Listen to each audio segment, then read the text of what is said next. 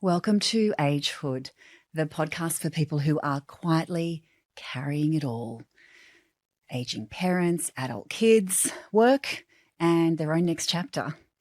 If you're anything like me, hearing from today's guest, it's going to take you back to a time in your life when, you might listen to Triple J, and frankly, terms like sandwich generation, they were not on your radar. Sarah Macdonald, better known to most of us as Sarah Mac, is a journalist, an author and a broadcaster, and she is an all-round brilliant woman.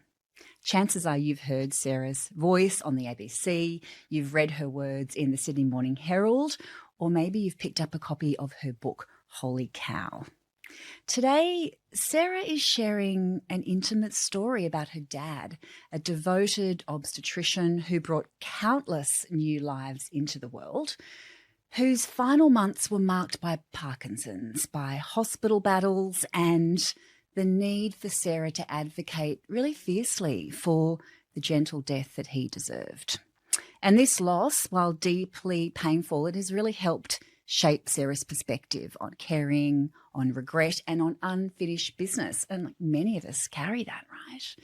Now, as she's supporting both her mother and her mother-in-law in their 90s, she's also raising young adults of her own. And Sarah's got some really candid views about juggling care, career, guilt, resilience, and what really happens when caring for parents becomes part of your journey. With her always-on humour and honesty, if you've ever felt caught or squeezed between generations, or you've wondered how to balance giving, grieving, and living, today's conversation with Sarah Mac is for you.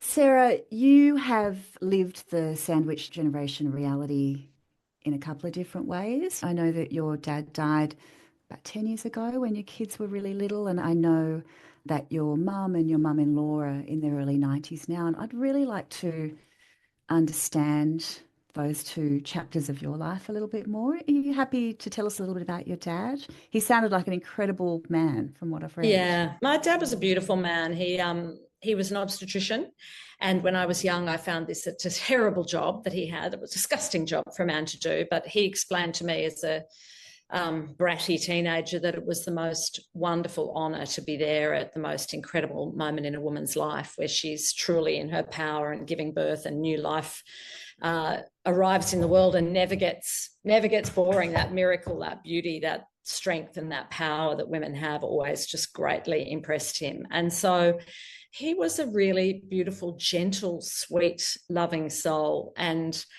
all the midwives loved him, which made me feel that he must have been, as he was at home, he was at work as well, and he was a great spirit. He worked a lot of nights, like he would go and deliver babies nearly every night, so he never got a proper night's sleep. He never got hardly ever had holidays. We'd have a baby Jesus, as we called them, born every Christmas Day.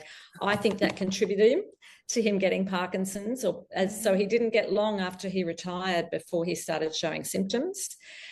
And so he died. He did make it to 80, but it was a particularly fraught time in all of our lives because we just adored him so much.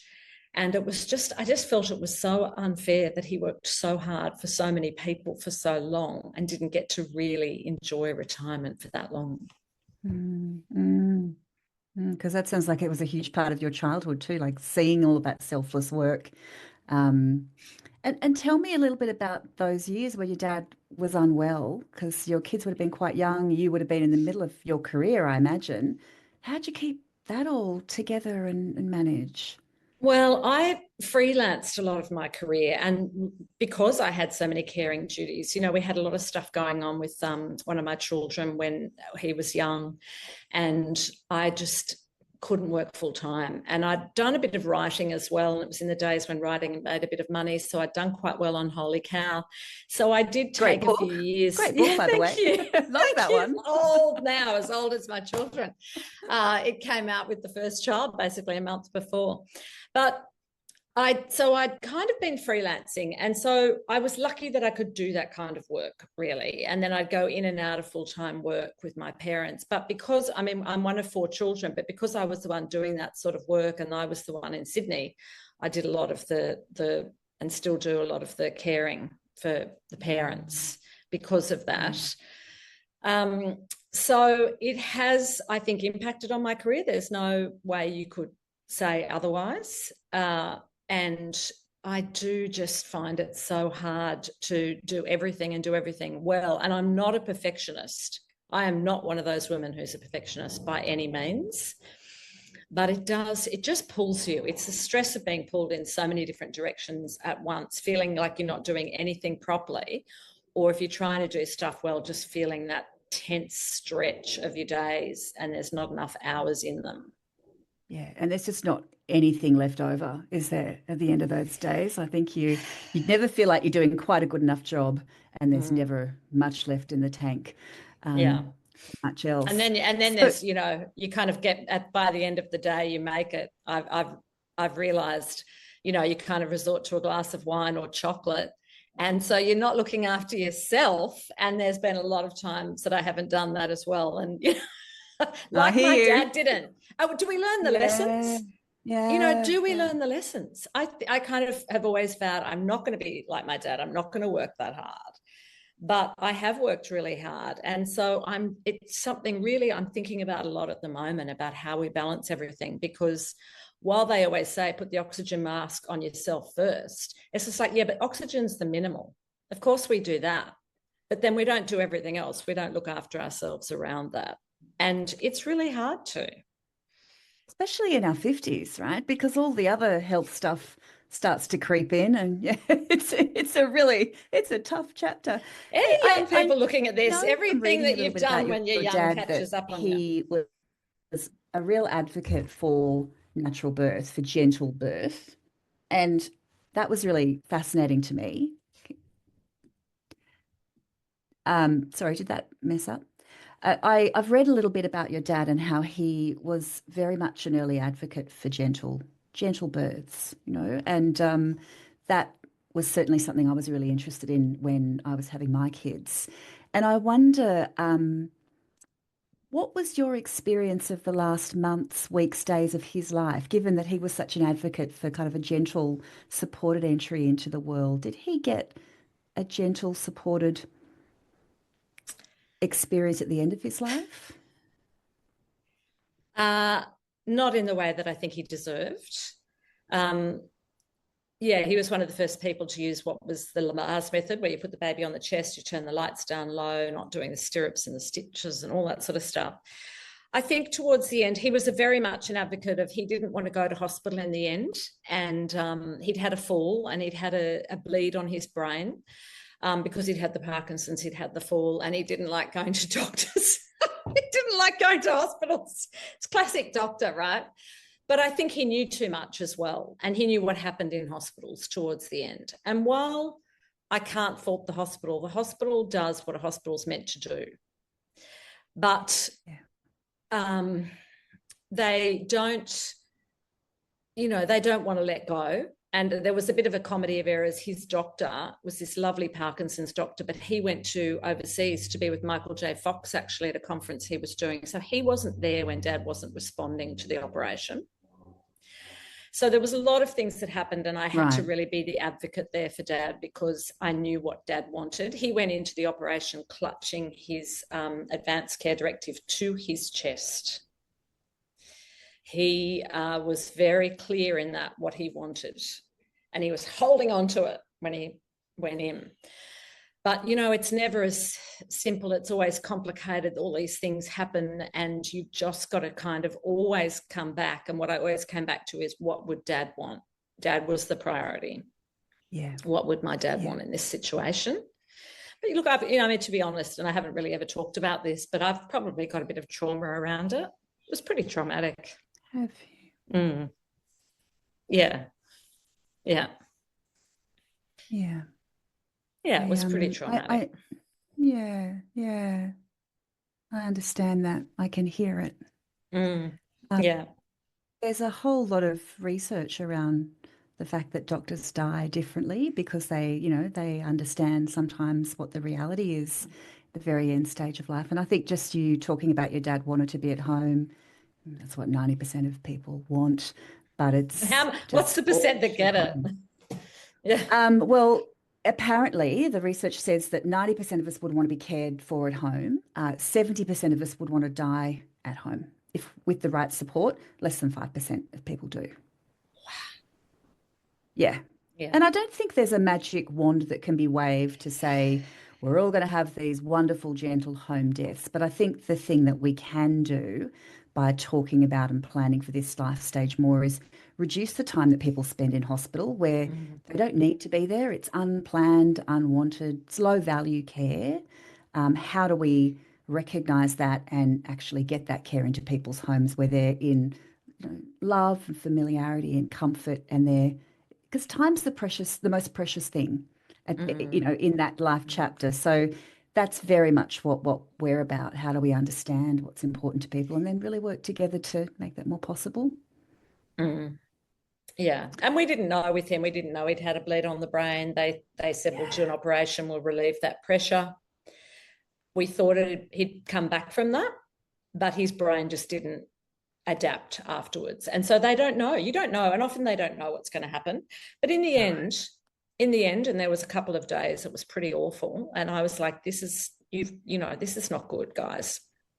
He's not coming back." And in the end, they were really good.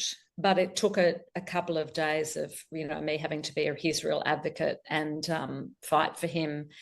And it was when I'd started a new job. I hadn't been in for long, and it was not something I ever want to go through again. But I can see how it happens. You get on this role, don't you? And thing happens, or people break their hips, and and so you get into the system.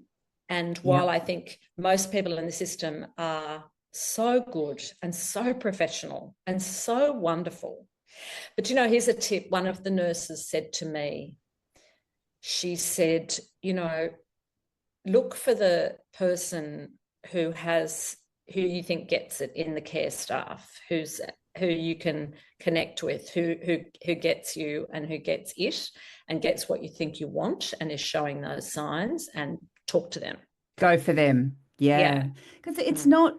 it's not necessarily about medicine at that stage. It's about that No. person, your love for Mm. them, trust and relationships, and how we kind of go through that as people, as families. Whereas we do tend to over medicalize, Mm. and sometimes it's a bit of a healthy denial response when Yeah. people are struggling to accept that the person is coming to the end of their life. You kind of step into fix it mode, Mm. and Yeah. that's not Oh, and necessarily what we do. all these things go on within a family. That my sister lived overseas, and so if someone's not there, they were saying to me a lot of times, people will come from overseas and go, no, no, no, you've got to do this because they're not there and they want extra time. So, like, understanding all that is really important. I think we were really lucky though, because my dad was a doctor and because he'd really thought about this. We knew what he wanted. We knew. And we all Yeah. honoured him for that. He had honoured women all his life and their power in giving birth. And we honoured him in the end to give him the death. Not, Yeah. probably it took a bit longer than he would have liked, but in the end, it was Yeah. my only regret is we should have brought the dog into the hospital and they probably would have let us, but because he loved his dogs because he loved their unconditional love and they never whinged at him when he got home. We did. And And so I regret that now. I would have liked to have brought the dog in. I didn't think to ask. You don't think straight when you're in these high No, stress totally situations. You overwhelmed. can't think Yeah. straight. Your brain's just going, and it freezes up and you can't think straight. Yeah, totally overwhelmed, both practically and emotionally. Hey, so you've said you've got three siblings. Where are you in the sibling order? I'm number two. So I've got an older sister Okay. who's 5 years older than me, Oh, and then a brother who's 18 months younger, and then a younger brother younger than that. yeah, yeah. It's just really, really common when we talk about this sandwich generation experience that it is often the women, the girls that, kind of step up and take this on. And so many great men do it too, but it tends to fall on the shoulders of the daughters, doesn't it?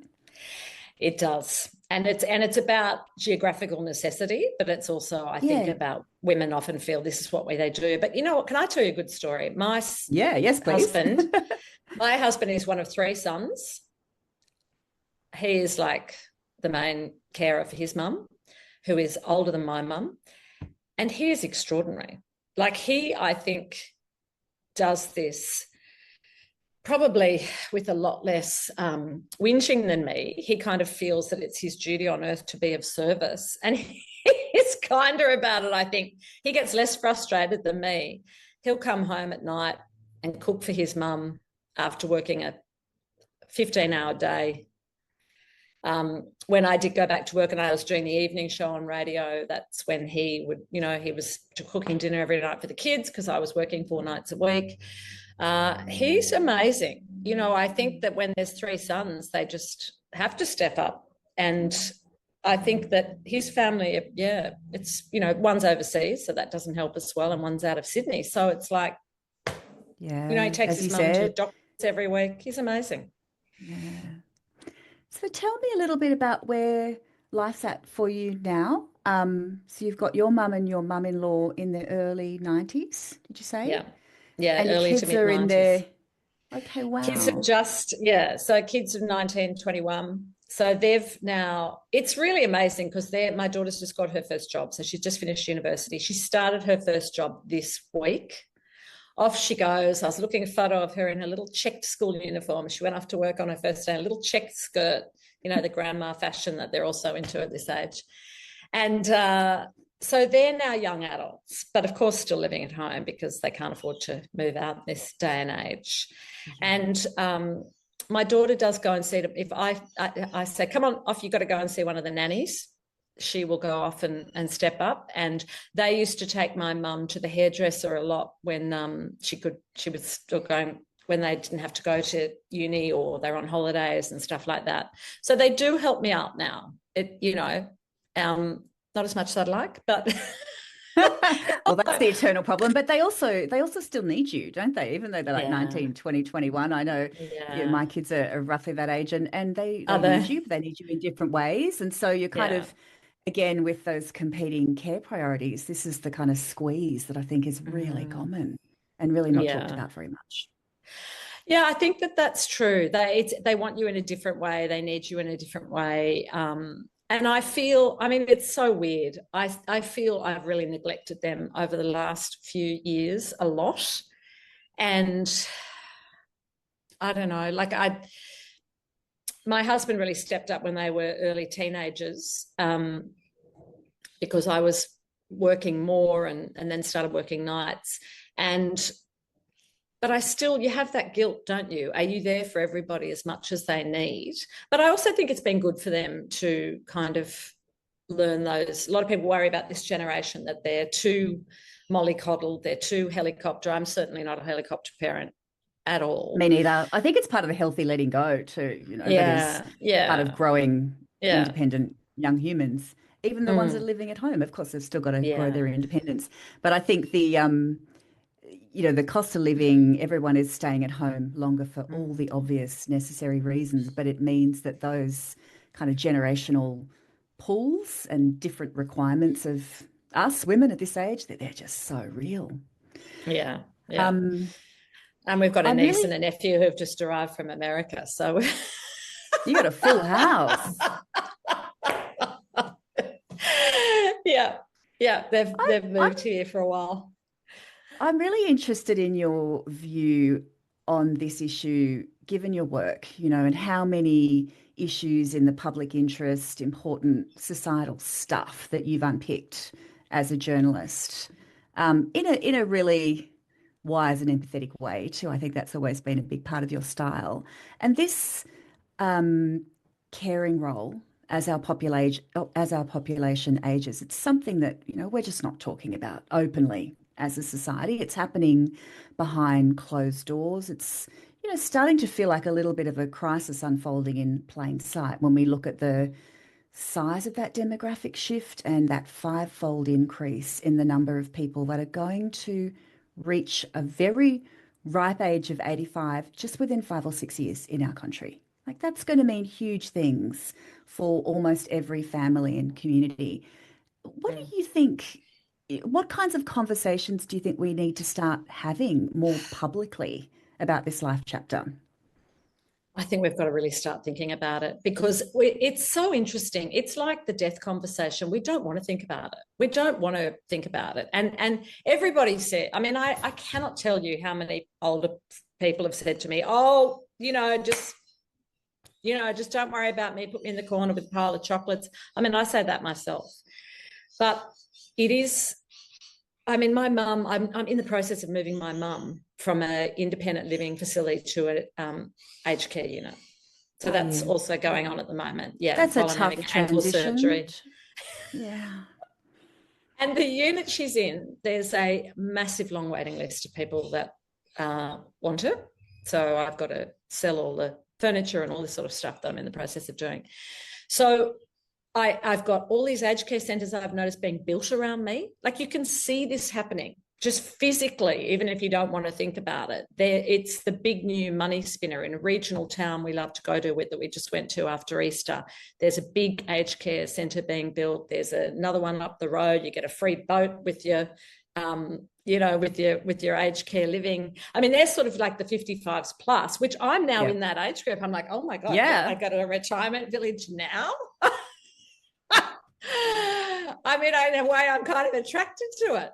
But this is coming. Like the builders know it. The money, people with the money know it. But it is, you're right, it's this sort of major, it's economic, it's financial. The kids of my generation and your kids' generation, there's not enough of them to provide enough of the tax dollars to care for the baby boomers who are the generation above me. I'm a Generation X. So I'm right there with you. You're right. yeah, Like you're this an is X too. I'm an Xer, and It's it's just huge. so there's a very real human case, I think, and the story that you've shared really paints a very poignant picture of that, but a really important economic case as well, because Mm. you know, in that last year of life when we know 90% of people want to be at home, people are spending like 33, 34, 35 days in hospital over 4 episodes, and about 40% of that is non-beneficial. It's low value, Yeah. it's unwanted, unplanned, unnecessary. So just our very raw numbers, it's about 4 or 5 billion a year in this Wow. little tiny corner of the world. Yeah, and I think there's a really a much needed impetus to look at this more closely, because that's Mm. waste in a health system that just can't afford it, to give people the experience that's not what they want. I read something about you use, and I can't remember the proportion, but it was something like 80% of your Medicare in those last couple of years of life. Yeah, And I can imagine how that happens. totally. And of course, people are entitled to that. And of course, if that's what they want, they should get. But the problem is, you don't want to think about it. You don't want to know about it. You want to kind of have, I mean, look at COVID. There's this great forgetting around COVID. We're living in a post-COVID world. That's what's the inflation. That's why the building costs have gone up. That's, all the supply chain, the anger, the fury, the concern, the kids and their social skills. Like it's just a myriad of consequences out of that we just don't want to, we're sort of pretending it didn't happen. Like I did Yeah, psychology at uni, that cognitive dissonance that's going on. yeah. And we have that about aging as well. And I have it too. And I've got friends and we go, let's buy a block of land and we'll build tiny houses and we'll have a nurse and a cook on one and we'll all live together. And we kind of joke about it. But I'm starting to think this should not be a joke. Like we need to do this, but then we need to be near a hospital. So yeah, it's so we've got to have a conversation about it on so many levels, and the emotional level, the spiritual level, the physical level, the economic level, the kind of practical level. It is massive, and I don't know why we don't want to do it, but I guess it's just one of those things we just don't want to talk about. It's such a taboo. And when you look at all the chapters of life, like we're actually quite good at having some kind of plan. Most women today would have a birth plan, wouldn't they? They Yes, would probably be yes. pretty aware that that might need to change if things look Yeah. different. But most women, I don't have the stats, but I would assume most people have some kind of birth plan. We spend a lot of time planning for our kids and our parenting roles and our careers and our marriages or our separations or our career changes, but we don't do any planning, really. You know, you mentioned your dad had an advanced care directive. He would be one of the 14% that have that. Is that Very low right? numbers. 14%. 14%. And even of that 14%, a lot of those aren't quite meaningful. So it's, you know, I think there's a lot of work to try and bring this into the zeitgeist. You know, how do we actually have a bit more comfort and confidence talking about what is a stage of life and starting to put a plan together for the people that we love and care for, and of course for ourselves. It's a hard conversation, isn't it? Because they have, so my mum's just gone into this aged care facility and they did ask on that about what she wanted, but it's really hard to have that conversation all over again. And she's different to my dad. My dad was so on it. Really hard. Yeah, it's so hard. And humor's one way of doing it. It is so hard. But it's not funny. You know, like it's hard to find the funny. It's you know, not. You know, we've got a good radar for that, but I think it's not necessarily having a conversation around death. I think that's too much for people. Yeah. But how do we have a conversation around a whole stage of life? You know, how do we make those years of someone's life, of a family's chapter together, the best they can be? They're the conversations I think that need to be brought out. And no one wants to go into aged care either. Like, really, no one volunteers for that. And I know that we're doing more around home care packages and stuff like that, but there comes a time where it has to happen, and it's very confronting. It's so confronting. It's really tough. It's really difficult. Yeah, you know, it's made me think a lot. Residential care is, without question, the right choice for so many people at the right time. But it's a difficult decision. It's a very emotional decision. There's a bit of an ocean of emotion around those those life transitions, I think. Yeah. Hey, given, you know, you're such a known kind of persona, voice to so many women across the country, what would you want to say to the sandwich generation, to the 50-year-old women who are feeling the squeeze that you've just described? Oh my gosh, I see you. I feel you. I hear you, even though you don't roar. Like, I think we don't feel we can roar, you know, like I am woman, hear me roar. We don't roar about it because we feel selfish to do that. And you know, like, but I have those moments where I sometimes just go, you know, that moving picture song, what about me? It isn't fair. Not enough. No. You know, like, I know if you're probably singing that song in your head sometimes. And I kind of think it's okay to do that. Like, I actually think it is okay to do that. And when I say humour, I mean, it's probably not around those end of life and care conversations, but it can be around the care conversation. It can also be around the sandwich conversation. To me, my girlfriends and my friends are a huge part of just release on this, like having a complain and a bitch, going away for girls' weekends. That is my sustenance. That is my soul food. That is my lightness. That is my ridiculousness of us just all singing around a room to a musical, you know, in the morning while we're making eggs. That sounds fun. Yeah, I think you've just got to find those releases and having those occasional times off and using those to sustain you, because it is such a grind. And it is. And then what is at the end of it?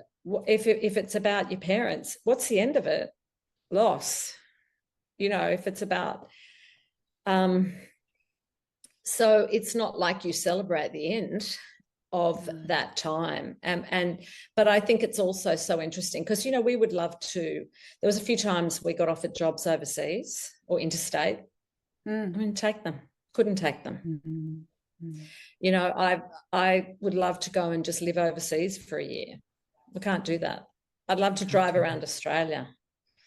You know, that whole adventure before dementia joke. We can't do that. So it's, I kind of, yes, people who are really struggling at the moment to find that everyday grace, you can't always do it. Like, you can't be a martyr. You can sing What About Me loud in the car when the window's up and steam that car up, baby, because It can up feel that really sound. good. It does feel really good to do it, you know. Oh, I've got about But 4 or 5 songs coming up now that you've said that, but have that's going to you? take us in a You're whole going different back direction. into 80s, I am. 80s kind I'm of right there. I've got power Nick ballads. All creeping. Yeah, there's a whole lot happening in my head right now. Hey, I have a suggestion, and this is a little off script. Um, when we think about trying to have a plan. Oh, you just cut out a bit, your With life volume. stage. Mel, you've just dropped out. Oh, am I back? You're back. You're back. Yeah, you're back now. Oh, good. You said, I've got something a bit off script, and then started talking and it went off. So Nope, gone again. It happened again. I- They don't want. We don't. The script does not want to be heard. No. Okay, am I back now? Yes. Yeah. Okay, let's try that again. Oh, I hang on. have a Now I've little- lost you. What happened there? Now I've lost you. Hang on. Can you still see me? Yeah, I can see you. Still got definitely. you. Sarah, I have a little There you bit are. of Gotcha. I have a little off script suggestion or request, maybe. We hadn't talked about this, but I'm going to throw it out there and see how you feel about it. Because I know that this conversation is going to be one of the early ones in our podcast series. We are trying to help women like you, families like yours, with a plan, you know, a kind of a relatable, authentic, meaningful plan for this life chapter. And I just wondered if you'd be open to having a look at that with me, on your own, with your family, whatever works. And maybe we can kind of circle back towards the end of the podcast series and you can tell us a little bit about whether or not that was helpful. Yeah, I whether can or be not your it was guinea something pig. that you were able to talk about. Would you? I would really love Yeah. that because we, of course, need all the frank and fearless feedback to get this right. And I think there'd be a heap of people out there listening who would just love to know how possible that was. Would you give that a bit of thought for me? Yeah, absolutely. Yeah, totally. I'd love Yeah. that. I mean, you know, you kind of like you've got me right in the thick of it. I mean, I had an operation a couple of weeks ago on my ankle because I needed more ankle surgery, which I put off for a year because of my job and because I'm so busy. And I regret that now because the scar tissue was so hard inside that they took an extra hour of chipping away, and all the surgeons were going, oh my God, never seen anything like it. So I was like joking when I went in, oh, I'm looking forward to the general anesthetic because I'll get a good sleep. I mean, that's not normal. We should not be saying that to get a general anesthetic. What expression did you get in response to that? Do you know what? They didn't look that surprised. They probably had a couple of 50-year-old women on the table like me getting surgery going, yeah, they probably all often say it. Isn't that terrible? I was looking forward to the drugs to knock me out and to get off my feet for a while. And so that's when you know, really, you're in the depth of it, you're in the thick of it. And so I think I have, and I guess the big thing is now I'm doing physio to not develop more scar tissue. I need to develop this part of my life in the sandwich generation, which I feel I've been in for a decade, really, to not develop scar tissue around that too. Oh, gosh. Because while your heart's always going to be scarred by this, you don't want it to harden. And I think that's also sometimes the issue too. Like, you know, if I have a lot of guilt if I don't do all of the work around it. I mean, I should have been a Catholic. All my Catholic friends are like, you sure you're not Catholic? And guilt's not that useful. And I don't want to harden my heart, but I've got to work out a way of balancing it so it doesn't get too scarred.